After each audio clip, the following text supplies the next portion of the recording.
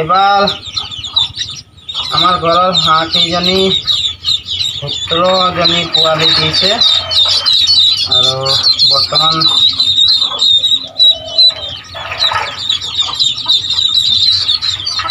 10-12 দিনমান হৈছে।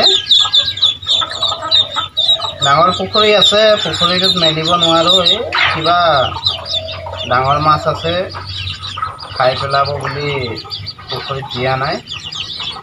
আজি 10-12 দিন ধৰি এই ৰিং বলটোতে পানী দি পোহপাল দি আছোঁ। পুখুৰীৰ মাছটো উলিয়াব পাৰিলে ইহঁতক পুখুৰীতে দিম আৰু ন হা হ'ল।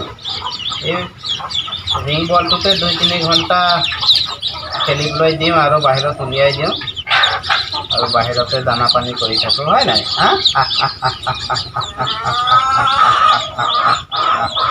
কিমান ধুনীয়া লাগিছে চাবলৈ ন হা হা আৰু অলপ ডাঙৰ হ'লে ভাল লাগিব ন হা হৈ যাব ন এতিয়া ওলাবলৈ হা ওলাব লাগিব নহয়, বহুত সময় খেলিলা ন হা ঠিক আছে, ভালে ভালে ডাঙৰ হ'বি দেই হা।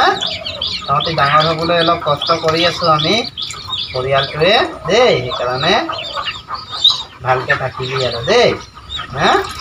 আৰু এতিয়া বহুত গৰম আছে, কেনেবাকৈ যদি বাহিৰত ওলায়ো যোৱা নহয়, এই পথাৰত নাযাবি, পানীবিলাক গৰম হৈ আছে, বেমাৰ পাব তহঁতক দেই, সেইকাৰণে নাযাবি দেই, ভালকৈ থাকিবি হা। হৈ যাব, এতিয়া ওলাব লাগিব দেই হা, ওলাব লাগিব, হ'ব দেই।